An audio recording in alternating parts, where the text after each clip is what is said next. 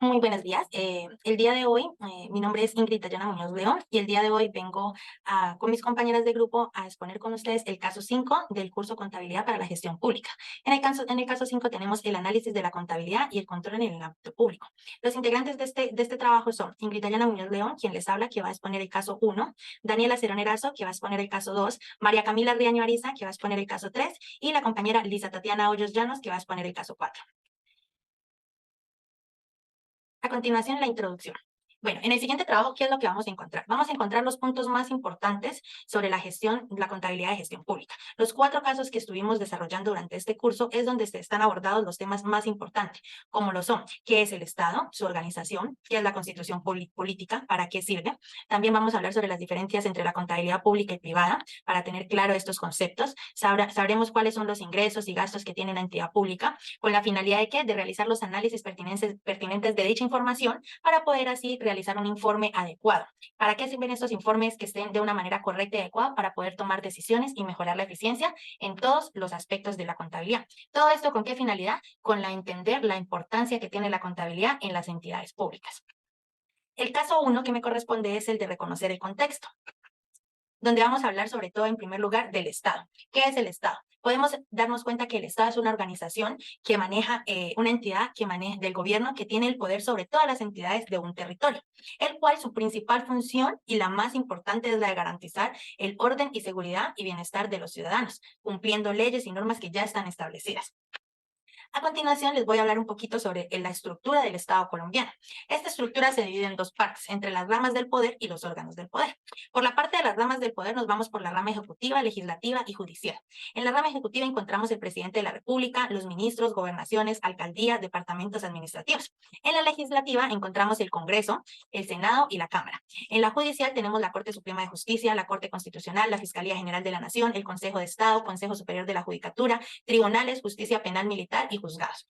Por los órganos de poder tenemos los órganos electorales, los órganos de control y otros. En la organización electoral tenemos la Registraduría General de la Nación y el Consejo Nacional Electoral. En los órganos de control contamos con la Procuraduría, que tiene su Defensoría del Pueblo, y la Contraloría General. Y en otros contamos con el Banco de la República, la Comisión Nacional de Televisión. Vamos a hablar también acerca de algo que es muy importante, que es la Constitución Política de Colombia, ya que es el conjunto de normas y leyes que ya están establecidas. ¿Para qué? ¿Con qué finalidad? Para poder todos los ciudadanos tener claro y tener un conocimiento sobre nuestros derechos, pero también sobre nuestros deberes y obligaciones como ciudadanos.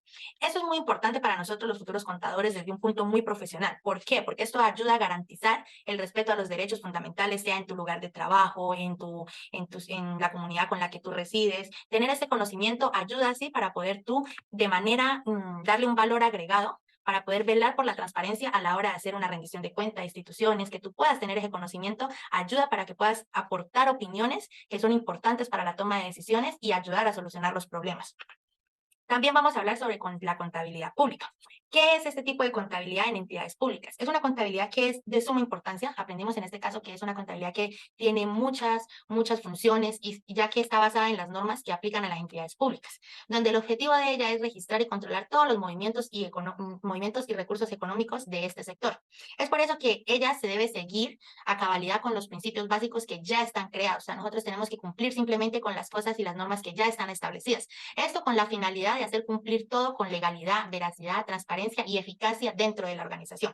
Así, de esta manera, con un buen uso y aplicación, se puede garantizar una seguridad a la hora de hacer una rendición de cuentas y poder decir en qué se gastaron o no los recursos públicos. Eh, Hola, me corresponde hacer el caso 2 de la fase 5, la última fase de contabilidad para la gestión pública. Mi nombre es Daniela Cerverazo y voy a hablar sobre las diferencias que existen entre la contabilidad privada y la contabilidad pública. Los temas que vamos a abordar en este momento son 4. Vamos a ver las entidades involucradas que están en la contabilidad pública y en la contabilidad privada, los objetivos de las mismas, el marco normativo y reglamentario que tienen y las principales usuarios de la información. Esta es una imagen que tenemos aquí sobre la contabilidad pública y la contabilidad privada, un signo de pregunta para ver cuáles son las diferencias que existen entre ellas. Iniciamos con la primera, que son entidades involucradas. En la contabilidad pública, este se aplica a entidades como del sector público, como organismos gubernamentales, ministerios, municipios, agencias estatales y otras instituciones públicas. Por ejemplo, aquí podemos tener en cuenta las alcaldías municipales, como lo vimos a través de toda el curso, todos los ejemplos que hicimos fue sobre las alcaldías. También podemos ver las gobernaciones, entre otros, pero son de contabilidad pública. En la contabilidad privada, esta se aplica a entidades del sector privado, como su nombre lo indica, como empresas, corporaciones, sociedades y otras organizaciones con fines de lucro o no lucrativas. Esa es la primera diferencia que existe entre las entidades, entre la contabilidad pública y la contabilidad privada. Los objetivos. Tenemos como objetivos en la contabilidad pública que el objetivo principal de esta contabilidad es el cumplimiento de las obligaciones financieras y legales del sector público. La contabilidad pública se centra en transparencia, en control y en un uso adecuado de los recursos públicos, así como en la rendición de cuentas a los ciudadanos y a los órganos de control. La contabilidad pública, por ejemplo, el alcalde anualmente debe hacer una rendición de cuentas de la vigencia pasada, de qué se hizo, qué se ejecutó, el presupuesto que se tiene, en todo lo que se invirtió en el sector público, ya sea en el municipio, departamento o en el país. Eso lo hacen en la entidad pública. La contabilidad privada. El objetivo de la contabilidad privada es proporcionar información financiera útil para la toma de decisiones internas de la entidad y para poder cumplir con los requisitos legales y fiscales. El enfoque que tiene la contabilidad privada está en maximizar la eficiencia, la rentabilidad y el rendimiento económico de la entidad, ya que es una contabilidad o una empresa del sector privado.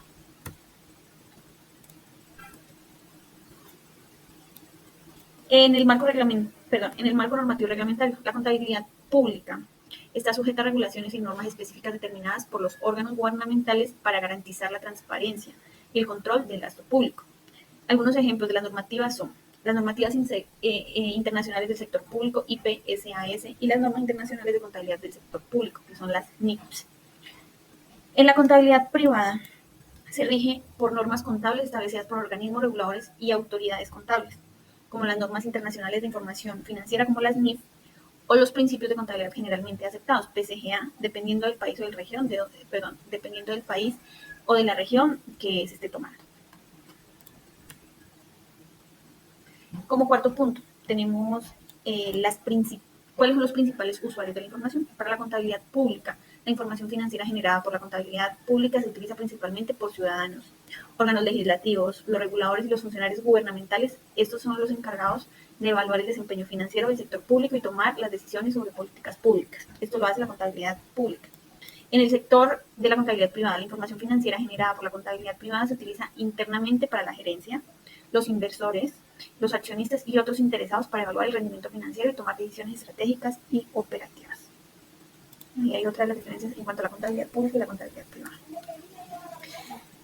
Finalmente, la Contaduría General de la Nación es la encargada del Catálogo General de Cuentas, o también conocido como el CGC, de las entidades de gobierno. Será empleado para efectos de registro y reporte de la información financiera a la Contaduría General de la Nación.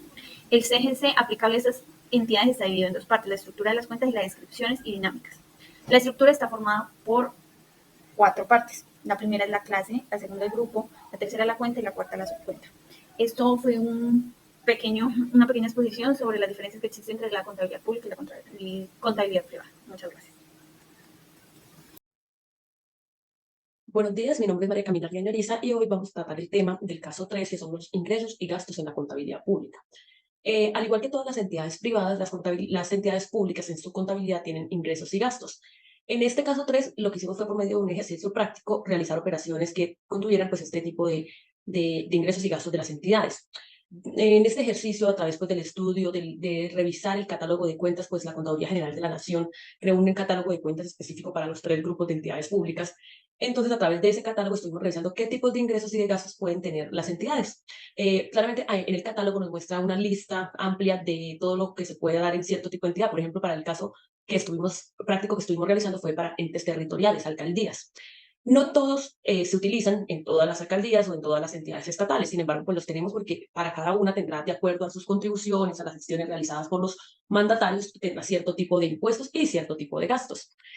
¿Qué vimos en este caso? Los ingresos en las entidades públicas provienen principalmente de temas de impuestos y contribuciones pagados por la ciudadanía.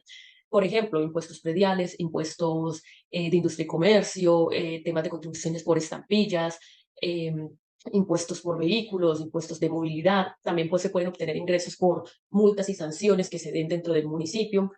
Y en cuanto a gastos, estuvimos viendo que los gastos pueden ser, por ejemplo, por temas administrativos. Las alcaldías o los entes públicos requieren ciertos insumos y ciertos gastos para poder funcionar, como lo son todo lo de papelería, todos los temas de aseo, temas también de gastos legales para sus operaciones, temas administrativos como lo son la parte de personal, sea un ente público o privado, debe tener un personal con el cual ejerza sus funciones. Como conocemos en Colombia, estos gastos pueden ser gastos de personal directo, porque son personas que a través de concursos de mérito se han ganado un cargo administrativo o pues como tal misional en cada entidad, que representa un gasto de empleados, o pueden ser también contratos de prestación de servicio. Entonces, por ejemplo, en los gastos se puede dar gastos de empleados, donde a las personas que se lo han ganado por concurso de méritos o porque tienen alguna provisionalidad, tienen su salario, sus auxilios de transporte, si es el caso, o de alimentación, tienen cesantías, primas, intereses de cesantías, vacaciones, primas legales, primas extralegales, que es todo lo que un funcionario público puede tener a través de carrera administrativa, y que son gastos muy similares a los que vemos en las entidades privadas.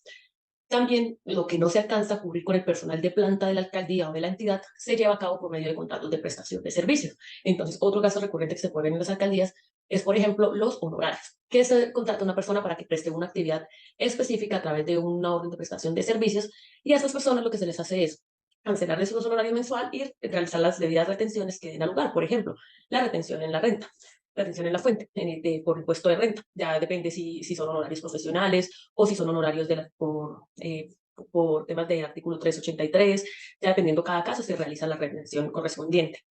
Una particularidad que vemos en los ingresos es que los ingresos de las alcaldías son por impuestos. Por ejemplo, para una entidad privada, un impuesto es un pasivo, es algo que yo debo causar y pagar, ejemplo, a la alcaldía o a la DIAN. Digamos, yo generé un impuesto y eso me genera unos ingresos, y eso da lugar a un impuesto de industria y comercio. Entonces, para el ente privado, ese impuesto de industria y comercio es un pasivo que yo debo cancelar al siguiente año, cuando haga mi declaración y de acuerdo a los plazos de cada entidad. En el caso de las alcaldías, ese impuesto de industria y comercio, que para la empresa privada es un pasivo, para la alcaldía es una cuenta de ingreso. ¿Por qué? Porque es lo que yo obtengo. Para mí, yo no se lo voy a pagar como alcaldía a otro ente, sino voy a recaudar lo que la empresa privada genera de impuestos, lo recaudo, para mí es un ingreso, y con ese ingreso lo que voy a hacer es generar un gasto, sea público, sea de administración o sea de inversión pública. Gastos, por ejemplo, para cuidar las vías públicas, para cuidar los sitios públicos como parques, bibliotecas, las mismas oficinas, gastos de administración, etcétera. Y esos ingresos también se pueden dar a las alcaldías por medio de impuestos, y muchas veces, como lo que se recauda dentro de un mismo municipio no es suficiente para toda la inversión que se necesita pública, hay recursos que son de la nación que se inyectan, sea a las alcaldías o a los departamentos. Entonces, a nivel nacional, como se generan mayores ingresos, porque a nivel nacional se recauda, por ejemplo, todo lo que es de IVA y todo lo que es, por ejemplo, de renta, ¿qué hace en la nación? Dice, bueno, a cada municipio le voy a dar tanto para que se gaste esto en inversión, porque tienen necesidad de vías, porque se tiene necesidad por temas de catástrofes, por temas ambientales o por proyectos que se presentan, se aprueban y se dan unos recursos. Entonces, en conclusión, estos serían los ingresos que se tienen de las alcaldías, lo que proviene a impuestos, contribuciones, estampillas y demás, y lo que se tiene de recursos de la nación. Y por otro lado, los gastos son gastos de inversión pública, social y gastos de administración. Todo lo que se contabilice, tanto en ingresos como en gastos, debe estar sujeto al catálogo de cuentas de la Contaduría General de la Nación. Muchas gracias, feliz día. Mi nombre es Lisa Tatiana Hoyos Llano. Voy a hablar un pequeño resumen y un análisis del caso 4 que tuvimos durante la actividad sobre las NICs y las MESI. Las NICs, ¿qué son? Son las normas internacionales de contabilidad para el sector público, que sus siglas son NICSP. Estas eran una serie de estándares de contabilidad emitidos por el Consejo de Normas Internacionales de Contabilidad para el Sector Público. Estas normas se utilizan para guiar preparación y presentación de estados financieros dentro del sector público, asegurando que las entidades gubernamentales sigan los principios contables consistentes y transparentes. Realmente esto va más dirigido para las empresas del sector público, y que son principalmente las entidades gubernamentales, es decir, en la parte del gobierno, por ejemplo, como son las alcaldías de cada ciudad, que representan y que deben llevar un manejo transparente en sus estados financieros, en su presentación y preparación de estados financieros para todos los ciudadanos con el fin público.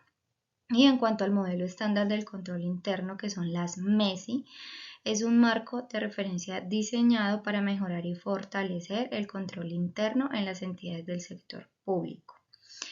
En esencia, el MESI busca establecer un conjunto de principios y elementos que permitan a las organizaciones gubernamentales asegurar el cumplimiento de sus objetivos, la efectividad y eficiencia dentro de sus operaciones, la protección de sus activos y el cumplimiento de las leyes y las regulaciones aplicables.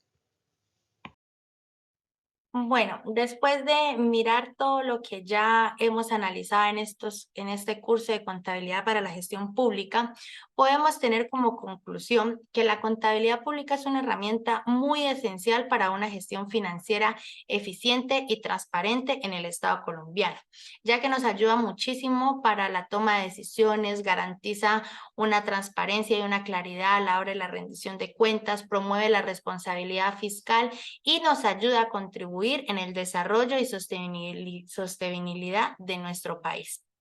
Eso sería todo. Muchísimas gracias. Les deseamos una feliz tarde.